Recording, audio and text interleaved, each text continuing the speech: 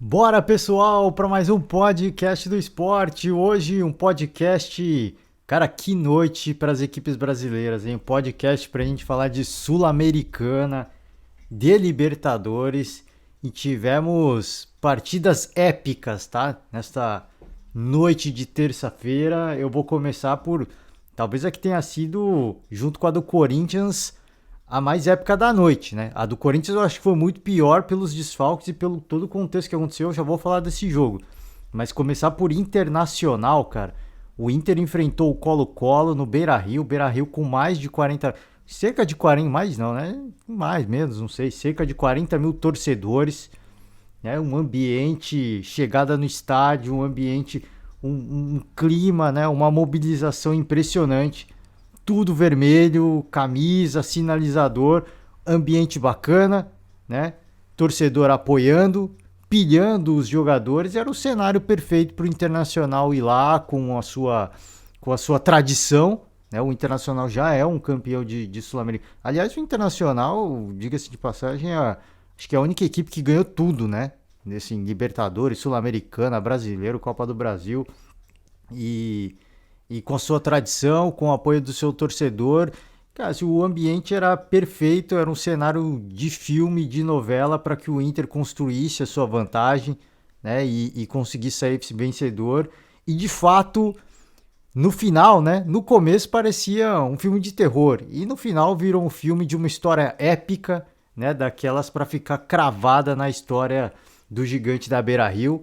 Né, o Colo-Colo sai na frente no placar, acredite se quiser. O primeiro jogo foi 2-0 para quem não se recorda. O Colo-Colo sai na frente e tornou a sua vantagem em gols, né? Pulou a vantagem de 2, passou para 3, tornou a sua vantagem de gols ainda pior, né? Um cenário muito mais pessimista para o Internacional, né? Reverter um resultado de 2 gols para uma equipe que não costuma fazer muitos gols, como é esse Internacional, era algo era algo considerado difícil. Fazer 3 era algo que, poxa, para quem acompanhava de fora, né, o torcedor, obviamente, apoiou, né, acreditou, vamos que vamos, mas quem olhava de fora me moiou, assim, não tem mais, não tem mais jeito, né? Assim, o ambiente foi criado, né? Os torcedores foram lá, fizeram sua parte, o time vai lá e toma gol primeiro, aí é coisa para se esquecer, né? Vai ser uma noite para se esquecer. E o fato é que o Inter em nenhum momento se entregou, né? A equipe foi para cima, conseguiu fazer 2 gols no primeiro tempo, né? Para diminuir essa vantagem. E é aquilo que eu falei, cara. Assim, quando eu tava falando de Internacional, depois do primeiro jogo, eu falei, cara, a gente tem que ir lá e tem que. Vamos fazer o nosso jogo, vamos honrar a nossa camisa, faz um gol, poxa, o ambiente muda totalmente, né? Ainda tá eliminado, mas o ambiente, o clima dentro do jogo, ele muda totalmente, porque o torcedor é inflamado e o time adversário fica, opa, né? Já dá aquela balançada, né? E foi isso que aconteceu. O Internacional fez o seu primeiro gol, o Colo-Colo deu aquela balançada, foi deixando espaço, conseguiu chegar ao seu segundo gol, e aí o Inter no segundo tempo seguiu na mesma tocada, seguiu na mesma pegada, né? Conseguiu mais 2 gols no segundo tempo. O Colo-Colo, obviamente, né, em desvantagem, tentou ir para cima, deixou mais espaço. O Inter teve chance de fazer até mais, se fosse mais eficiente, mas fez o resultado que precisava. 4-1, partida que poderia ter terminado 5-1, enfim. Assim, um cenário de filme que eu falei, começou como um filme de terror e terminou como uma história épica para ficar na história do Colorado. Assim, impressionante. Assim, impressionante. Eu falei aqui, eu acreditava que era possível, era difícil. Eu acreditava que era muito possível, muito difícil, mas possível. Depois de tomar o primeiro gol, você fica, poxa, não dá mais, né? Assim, tudo bem, participou, foi legal. E, cara, assim, é aquela coisa que eu sempre falo aqui no podcast e eu vou repetir, cara. Sim, não dá pra deixar de acreditar, né? Não dá pra deixar de acreditar porque o futebol, ele é mágico, né? O futebol permite essas coisas. Confesso que quando o Inter faz o primeiro gol e aí faz o segundo, aí sim, aí você já fala, pô, agora vai virar, cara. Agora vai dar tudo certo. Porque era o que precisava, né? Assim, é aquilo que eu falei. Assim, às vezes você faz um gol, por mais que o Colo-Colo tivesse uma desvantagem, tivesse uma vantagem de 3 gols, o Inter fazer um gol já dá uma inflamada, dá uma incendiada na partida que eleva o nível de tensão dos jogadores do Colo-Colo e eleva o nível de motivação dos jogadores do Inter de uma forma impressionante. E o Inter aproveitou essa sua vantagem, o fator torcedor, o negócio virou um caldeirão, né? E o Inter conseguiu uma classificação absolutamente histórica, né? Absolutamente histórica. Então, cara, assim, que momento do esporte, do futebol. Acho que tem que curtir, o torcedor do Inter tem que curtir demais, cara. Tem que curtir muito porque é uma vibe diferente, é uma parada diferente, né? E tem que, cara, tem que saborear esse momento, assim, de uma forma única, né? Uma forma ímpar, assim, uma forma singular, porque é o show do esporte, né? Eu costumo sempre falar aqui, é o show do esporte. O jogo só acaba quando o árbitro apita. Assim, o ditado mais óbvio de todos, mas essa que é a verdade, né? O jogo é a mesma coisa do Corinthians, né? Corinthians todo mundo. Inclusive aqui, no podcast, falou, pô, o Boca tem muito mais vantagem, é muito mais favorito. Assim, ó, o jogo só acaba quando o árbitro apita. E e fez o seu papel, né? Tanto o Inter quanto o Corinthians fizeram o seu papel. E talvez dessa noite de terça, eu acho que o do Corinthians foi um pouco mais complicado por causa da disputa de penalidades, mas essa do Inter não deixou de ser tão emocionante quanto, né? E não deixou de fazer tanta história quanto fez o Corinthians. Então, grande resultado, né? Uma virada absolutamente épica, repetindo aqui, e curte o momento, né? A classificação agora é bola para frente, né? É olhar para frente, não pode esquecer, obviamente, o Brasileirão, né? Mas o Inter segue na Copa Sul-Americana e é uma das equipes que a gente pode colocar, depois dessa virada histórica, o Inter é uma das equipes favoritas da competição. Na minha opinião, assim, o São Paulo eu via como um dos favoritos. Agora eu coloco o Inter também. Porque também é uma camisa tradicional em Sul-Americano. Não é um iniciante, não é um estreante, né? E não é só um estreante. Às vezes o time ele é tradicional na Sul-Americana e não na Libertadores. O Inter tem tradição nas duas competições, assim como o São Paulo. Por isso que são duas camisas pesadas e por isso que eu acho que tem um certo favoritismo. O Inter eu acho que tem. Por essa virada, a moral que você ganha, né? Assim, você seguir na competição é impressionante. Assim, ainda mais uma competição de mata-mata, a gente sabe quanto isso pesa, né? A tal da sorte do campeão, cara. A tal da sorte do campeão. Óbvio que a virada não foi construída na sorte, foi de muita competência também. Mas você precisa também ter aquela pitada de sorte, aquela pitada de putz, do torcedor ir lá, de incendiar o jogo. Então, cara, assim, grande resultado. Parabéns ao Internacional. Consegue uma classificação impressionante, né? Segue vivo na competição e bola pra frente, né? Bora seguir com o Libertadores. Outra equipe brasileira que avança, o Atlético Mineiro, né? Tinha conseguido um bom resultado fora de casa. Se bem que lá, assim, ficou uma dúvida no ar, um ponto de interrogação no ar, porque quando nessa primeira partida, o Emelec, em vários momentos, o Galo ameaçou o Emelec, mas em vários momentos da partida, o Emelec ameaçou o Galo. Assim, foi uma partida que, pô, se o Galo faz um gol a mais ou o Emelec faz um gol a mais, não seria absurdo, porque as equipes foram por enfrentamento, né? E uma foi contestando a outra e foi, cara, assim, foi um embate pau a pau, o empate ficou de bom tamanho, obviamente, e aí ficou aquela dúvida, se o Emelec, que enfrentou o Galo em casa, for o mesmo que vai enfrentar o Galo no Mineirão, sim, vai ser uma partida complicada, né? Vai ter um nível de enfrentamento bacana e é impossível a gente prever o resultado disso. Apesar de eu ver o Galo com um certo... Até disse aqui, o Galo para mim encaminhou essa classificação, porque jogando em Minas Gerais a superioridade ia ser óbvia, né? E não foi diferente, né? Não foi diferente, o torcedor lotou o Mineirão, né? Grande participação da torcida, o Atlético foi superior, é importante a gente dizer isso, né? Diferentemente do que foi a outra partida, a partida de ida, dessa vez o Galo foi amplamente superior ao Emelec. Não sei se o Emelec sentiu a pressão, mais de 50 mil torcedores, né? A torcida do Galo fez a sua parte, bombou a festa, né? Ajudou a pilhar os jogadores, criou aquele caldeirão E a equipe adversária sente a pressão, né? A gente sempre fala isso. Quando o Corinthians não é por acaso que tem uma campanha bem sucedida jogando na Neoquímica Arena. O São Paulo não é por acaso que normalmente faz uma campanha bem sucedida também lá. Por quê? Porque o torcedor incendeia, né? E isso não só motiva os jogadores, mas intimida o adversário. E, pô, 50 mil, mais de 50 mil torcedores é um absurdo, né? O barulho que os caras ouvem do torcedor gritando, torcedor apoiando, faz a perna do cara tremer. Se o cara não tá preparado mentalmente para isso, se ele não tá cascudo para isso, o cara treme. E o Galo foi superior, né? Foi criando oportunidades, não conseguiu abrir o placar e, curiosamente, o gol do Atlético Mineiro saiu num gol de pênalti do Hulk, né? Isso já lá pro meio do segundo tempo, para deixar o clima bem tenso, né? Para deixar o torcedor com o coração na mão, né? O coração na garganta. O pênalti foi acontecer lá pros 30 minutos do segundo tempo. E aí nos pés do Hulk de novo, né? Porque existia aquela apreensão. E a gente falou aqui, né? Pô, se o Hulk tiver uma chance na próxima partida, será que ele vai bater? Será que ele vai deixar alguém bater? Né? Porque até então ele não tinha gol em mata-mata de Libertadores, gol de pênalti no caso, né?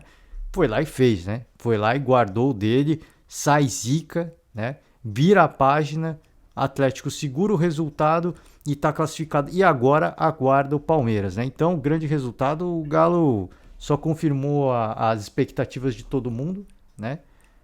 Deixou meio encaminhado a sua classificação com o empate no primeiro jogo. No Mineirão, tendia a ser superior ao lado da sua torcida e isso se concretizou de fato, né? E o Galo, assim, uma classificação muito merecida pelo que fez nos dois jogos. De longe, o Atlético Mineiro que lembra o Atlético Mineiro de 2020, 2021, né? O Atlético Mineiro do Cuca, de longe, assim, não se assemelha, postura tática diferente, a própria, assim, um time muito menos ofensivo, né? Então, bem diferente, mas vem sendo competente, assim. O Galo nas últimas partidas, algumas com atuações melhores, algumas com atuações piores, mas vem vencendo, né? O Galo vem ganhando confiança. Acho que é isso que é importante, né?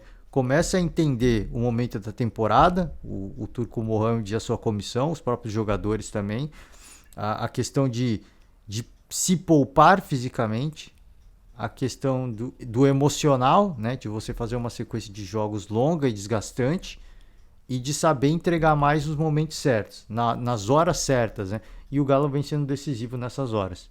Por isso que eu acho, mantenho, assim como vários outros comentaristas, o Galo como um dos fortes candidatos, dos grandes favoritos, não só a Libertadores, mas ao Campeonato Brasileiro e a Copa do Brasil também, né? Apesar, vai enfrentar o Palmeiras agora, mas o Galo, é o que eu falei, se a gente pegar os últimos jogos, o Galo tem mesclado, partidas boas, partidas ruins, mas vem conseguindo resultado. E aqui eu falei, o Galo vem sendo, ele vem cumprindo seu papel nos momentos decisivos, né?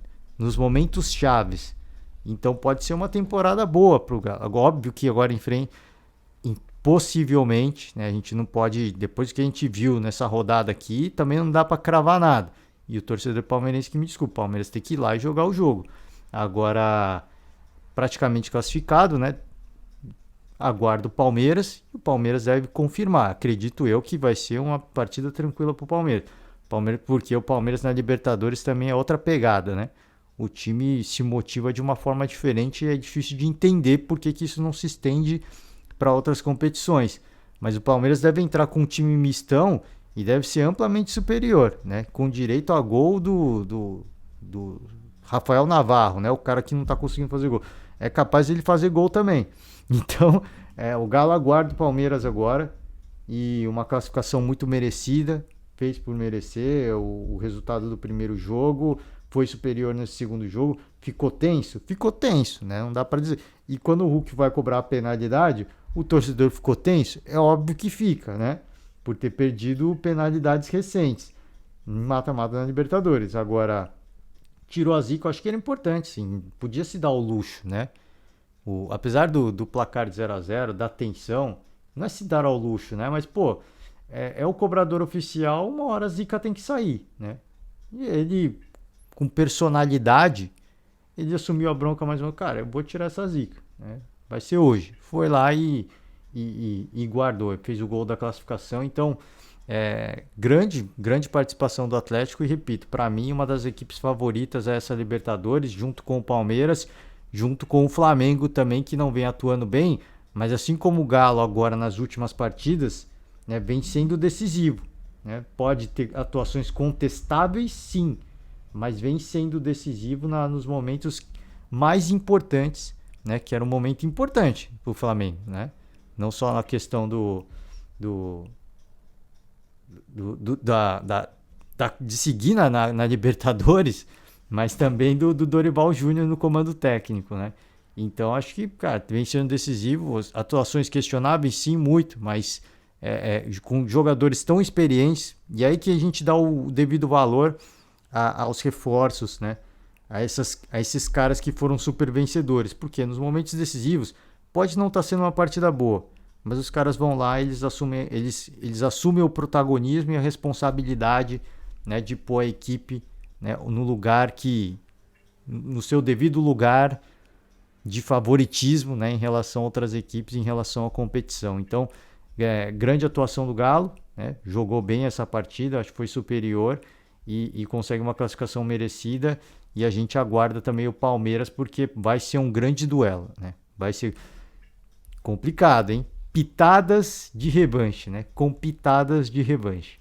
Libertad e Atlético Paranaense, outra partida tensa, tá? Todas as partidas tensas, né? Você vê, não tem partida fácil na Libertadores. Falei do Inter, sai atrás, tem que buscar a virada. O Galo consegue um pênalti ali quase na segunda metade do segundo tempo, né, praticamente. O, o Atlético Paranaense sai atrás, né? É que assim, o Galo não estava eliminado com o empate, tá? Mas penalidade é sempre tenso, é por isso que eu digo que foi tenso. O Atlético Paranaense não foi diferente.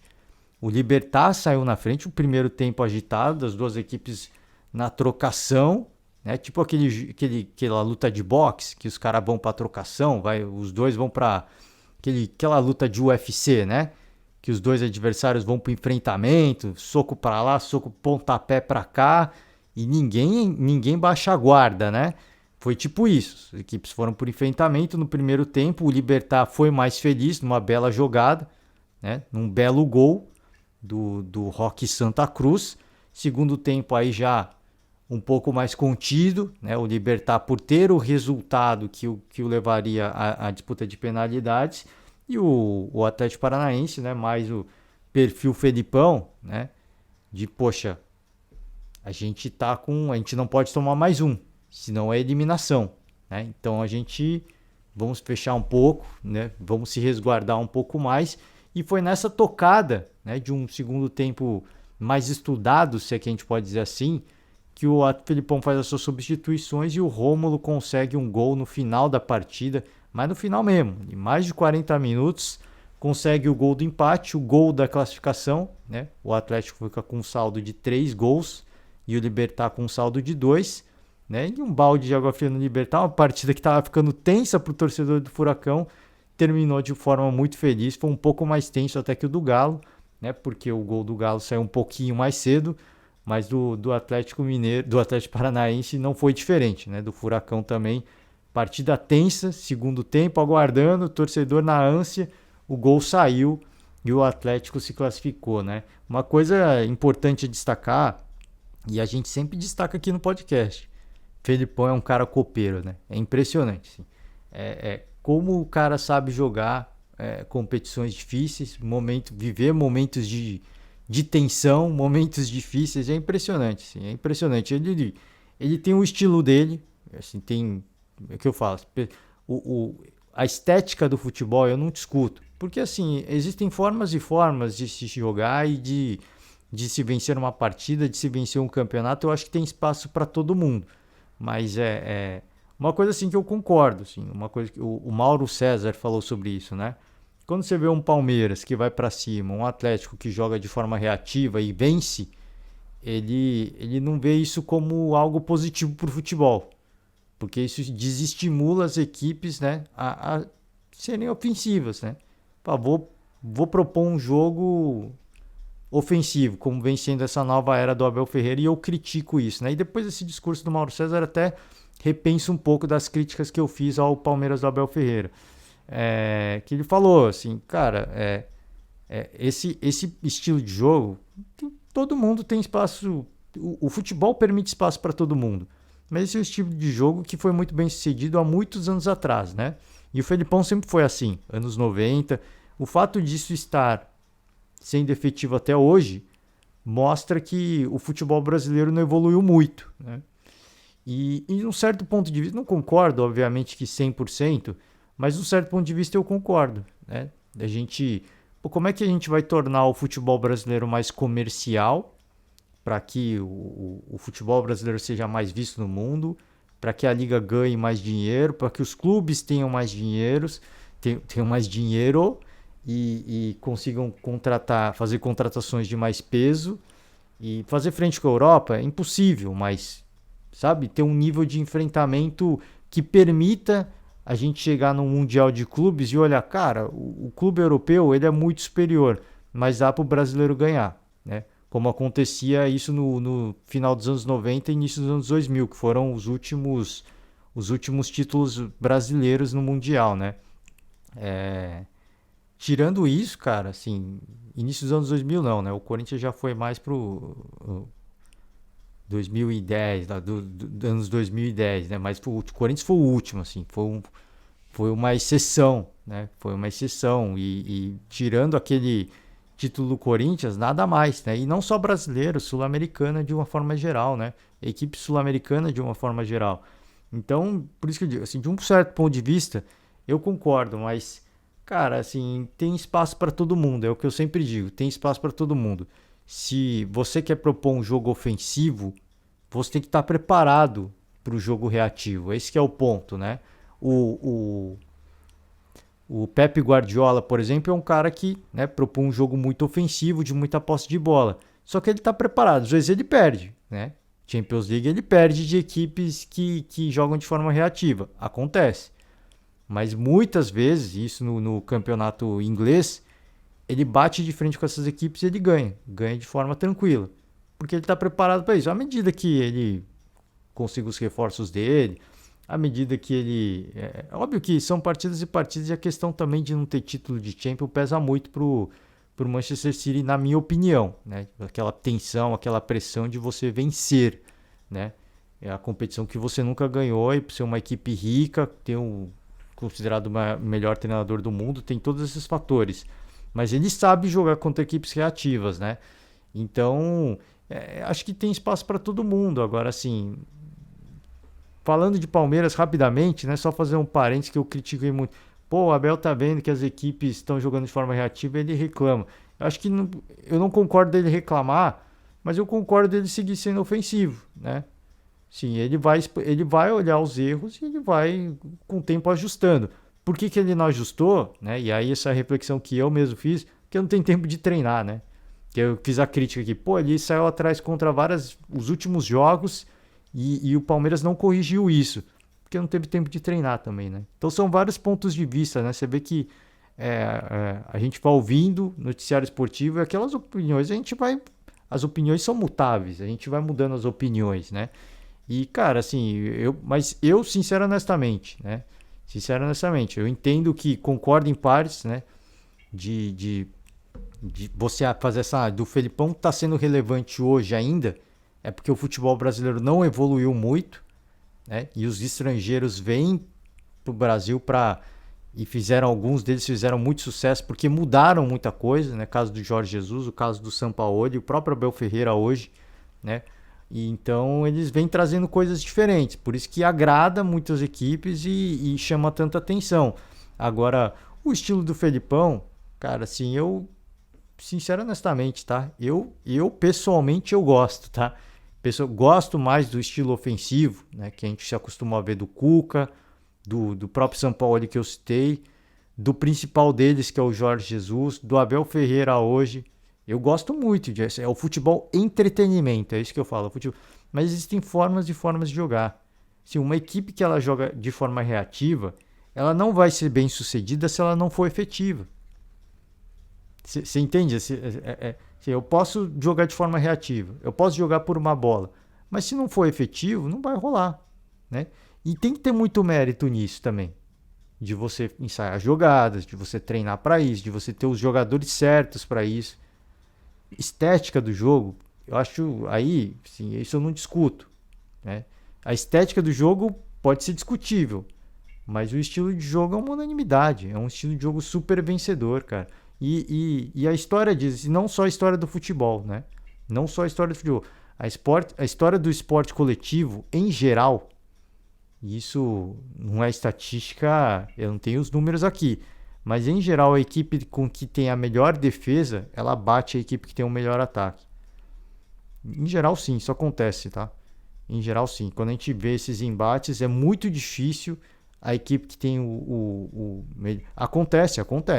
Mas é muito difícil a equipe que tem o melhor ataque. Se eles se enfrentarem 10 vezes, a equipe que tem a melhor defesa vai vencer a maioria dos jogos. Tá? Muitos empates, obviamente, mas em relação à proporção de vitória e derrota, a equipe que se defende melhor vai ter o melhor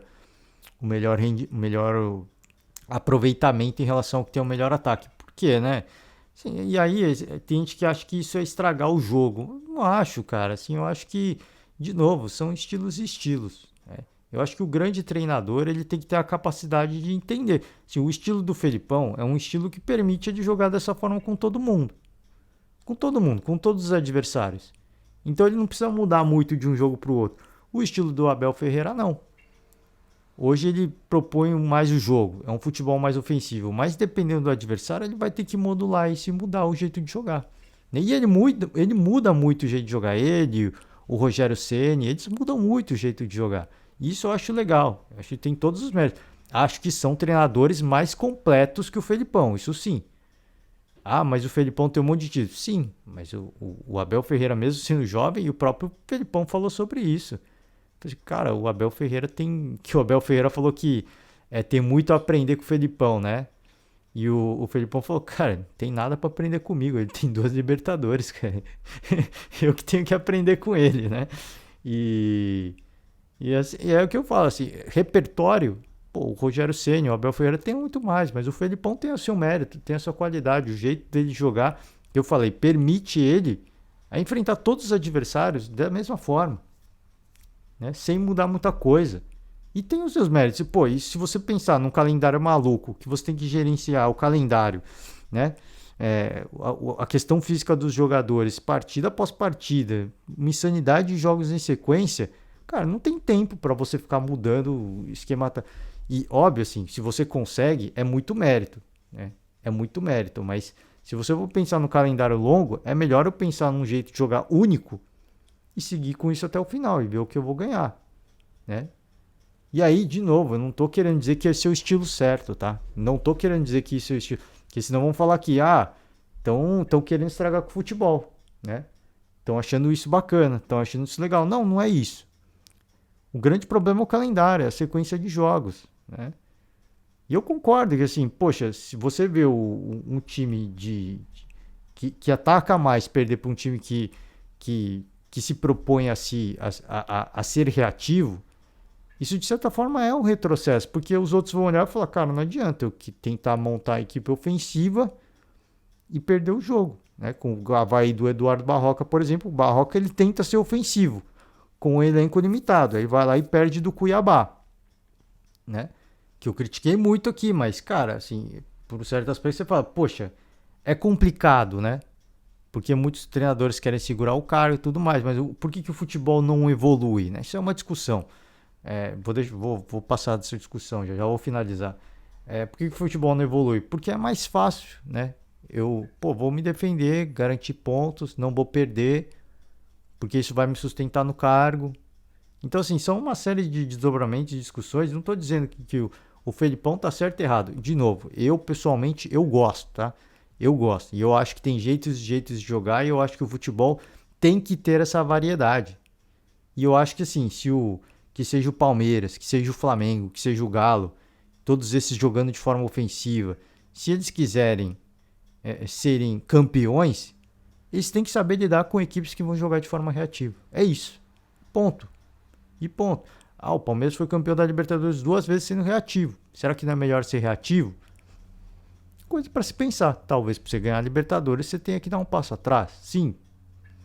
Talvez. Mas está estragando a competição. Sinto muito, né? Sinto muito. Essa é a Libertadores. Mas o Flamengo não foi campeão assim. Por isso que eu digo, tem jeitos e jeitos. Tem jeitos e jeitos de se jogar uma competição. Que o estilo do Palmeiras dos dois últimos títulos é o estilo certo? Eu não acho que é. Eu acho que existem variações, existem variedades. Existem várias possibilidades, né? E aí eu falo, cabe a competência do treinador de armar um time para jogar o jogo. Eu quero ser ofensivo, então eu vou ser ofensivo. Mas eu estou preparado para contenção, para conter um contra-ataque. Aí é outra história, né? Que é o tal do Palmeiras na Libertadores. É um time ofensivo, mas o nível de concentração é tanto que os caras tomam contra-ataque e para antes, né? Então, assim, são jeitos e jeitos. E, de novo, assim, eu parabenizo o Felipão porque, cara, assim, um cara que foi considerado ultrapassado e pode até ser o que eu falo, assim, um futebol que fez muito sucesso final dos anos 90, início dos anos 2000. Pô, você pensar que hoje é muito relevante ainda, pode até ser um cara ultrapassado, mas é um futebol eficiente, a gente está vendo aí. É um futebol eficiente e ele tem muita competência de fazer isso funcionar até hoje, né? Tem muita competência. Porque tem muita gente... Porque ele tentou fazer isso no Grêmio e não deu certo, né? Tem que ter muita competência para ir lá no Atlético Paranaense, fazer dar certo. Deu certo. Pegou um time ajustado, arrumado, sim. Mas tem a competência do treinador, né? Então, a gente... Eu falo, tem várias formas de pensar. Eu concordo com alguns empates, discordo com alguns empates. Eu acho que tudo isso faz parte do futebol, da discussão, que eu acho bacana, tá? Só um minuto aqui, galera. Só um minutinho.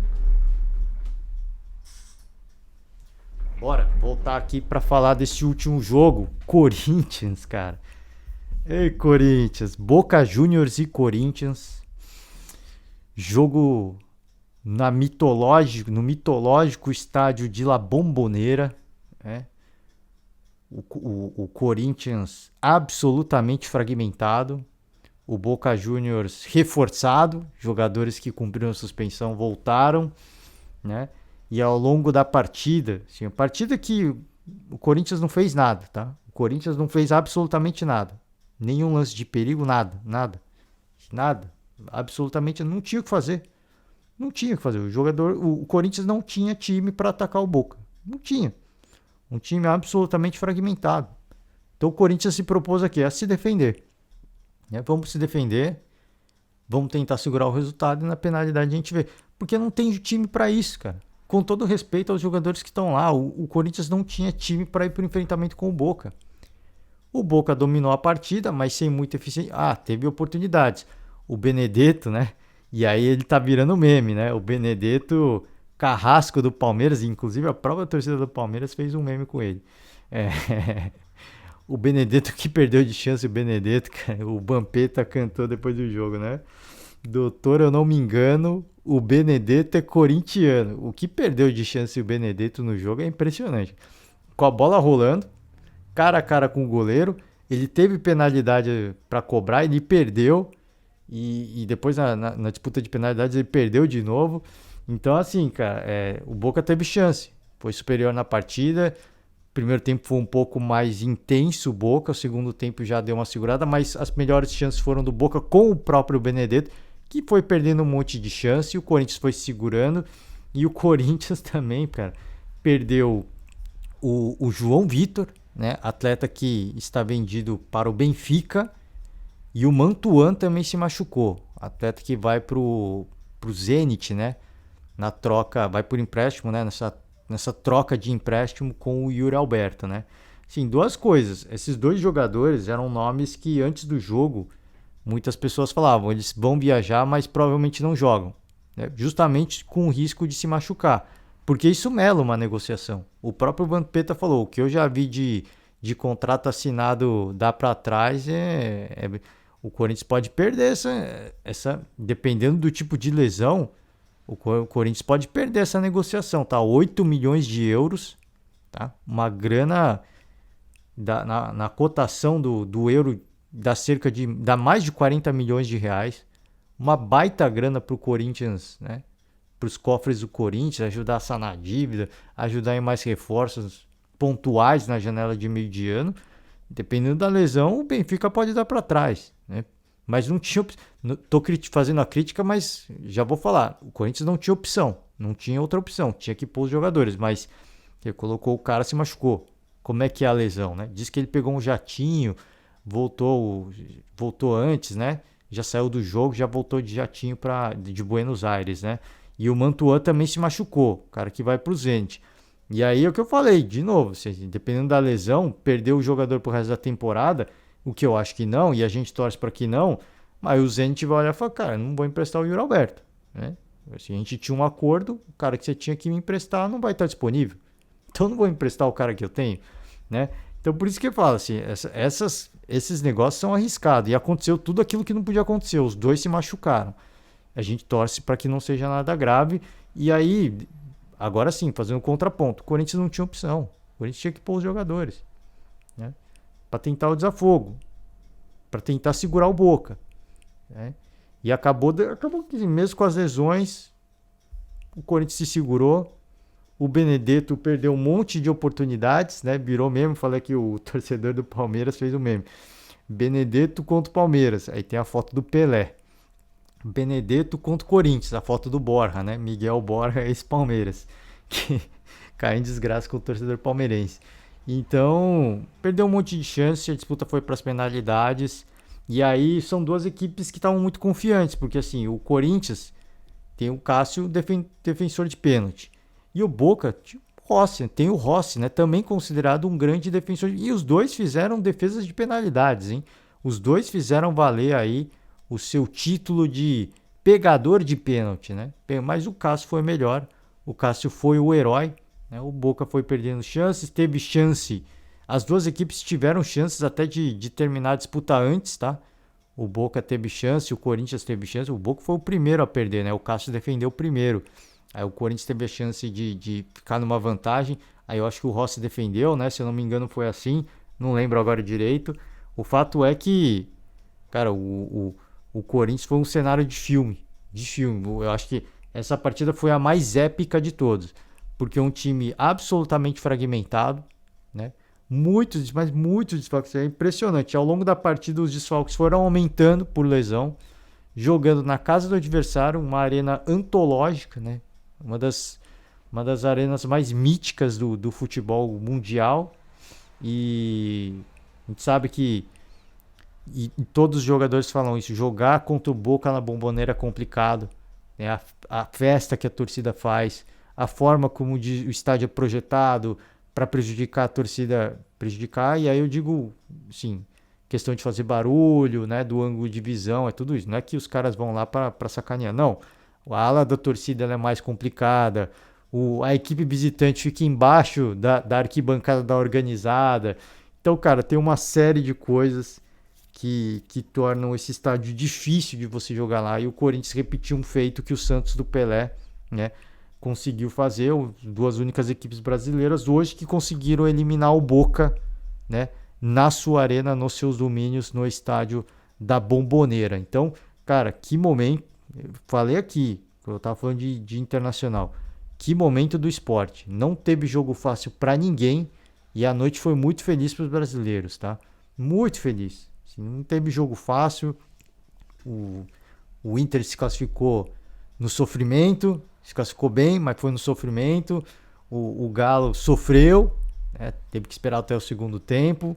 Sofreu assim, não estava eliminado, mas estava indo para a disputa das penalidades. O Furacão, mesma coisa. E o Corinthians foi para as penalidades de fato, que era a única opção. O Corinthians só tinha essa opção.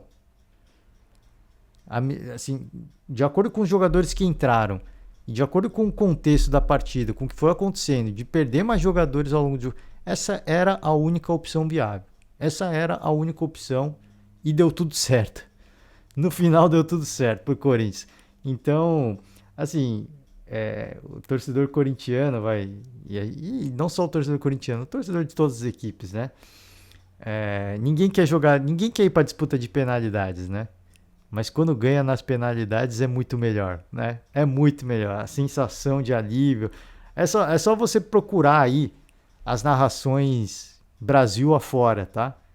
O que os narradores comemoraram, o que os comentaristas comemoraram, que assim, a comemoração ela é muito maior. Ela é muito maior, porque assim, é um alívio, cara, é uma tensão, e aí quando você classifica, é um alívio de um tamanho que não cabe no coração, cara, que não cabe no peito. Então o Corinthians conseguiu uma classificação heróica, absolutamente heróica, segue na competição, segue na Libertadores, né? A camisa com menos tradição, se é que a gente pode dizer assim, porque o Boca tem 6 títulos, o Corinthians tem um, fez valer, né? E o Corinthians segue vivo na competição, segue na Libertadores. O que vai ser essa Libertadores pro Corinthians? Eu não sei, cara. O que vai ser? Porque já está praticamente classificado na Copa do Brasil. O que vai ser o Brasileirão pro Corinthians? Eu também não sei. Mas que esse time tá fazendo acontecer com todos os problemas, né? Tá fazendo acontecer, né? E uma coisa que, de novo, assim, eu ouço muito a Transamérica e ouvi o Vampeta falando, né? Uma pessoa interna do Corinthians, né? Falou pro Vampeta assim, tudo bem, muitos jogadores contundidos, as pessoas estão questionando o departamento médico, mas alguém perguntou como é que é o treino do Vitor Pereira, né? Deixando no ar uma sugestão de que o treino do Vitor Pereira é o que está estourando os jogadores, hein? Coisa de maluco, né? Coisa de maluco. Então você vê, vive um momento de calamidade o Corinthians, mas nas adversidades está conseguindo, cara. É impressionante. Assim, é impressionante. O feito que o Corinthians fez contra o Boca foi algo absurdo. Foi algo absurdo. Assim, era algo que... Assim, o time praticamente que... Assim, o time que enfrentou o Fluminense foi um time, sei lá, não era nem B. Dá pra dizer que era um time C. Perdeu de 4. Contra o Boca, foi uma mescla, né? De time A, time B, time C. E não perdeu, cara. E não perdeu. Então, assim, grande mérito. A gente, de novo, tira o chapéu pro Vitor Pereira, porque assim, o treinamento dele pode ser pesado, pode estar quebrando os atletas, sim. Mas o trabalho psicológico, o trabalho mental que ele está fazendo com essa equipe é impressionante, cara. Porque você não segura uma bronca desse tamanho se você não tiver com a cabeça no lugar, cara. E ele pode estar quebrando os jogadores. Ele pode estar estourando os jogadores. Mas o que essa galera tá ganhando de bagagem no aspecto mental é impressionante, cara. É algo que a gente tem que destacar. E o Corinthians pode... Não sei, cara. Eu não sei pra onde pode ir esse Corinthians. Eu não sei, com esses jogadores que estão lá hoje, todo mundo diria: o Corinthians está eliminado. E foi o que praticamente todo mundo imaginava. Uma eliminação do Corinthians. Mas se classificou, cara. Né? O esporte é muito mágico, cara. O esporte, ele é muito maluco, cara. O esporte permite isso. O futebol permite isso, cara. Então, onde é que vai esse Corinthians? Eu não sei. Mas a gente vai seguir acompanhando. E, obviamente, que a gente também vai deixar as nossas energias positivas. Porque, cara, essa parada de você meio que ser o azarão, ela é bacana, né? É óbvio que os torcedores rivais vão torcer contra. E tudo isso faz parte do folclore. Agora você vê um time azarão, né? Ganhando, avançando, pô, ganha a simpatia de outros torcedores, né? Porque o Corinthians hoje é um azarão. É um azarão.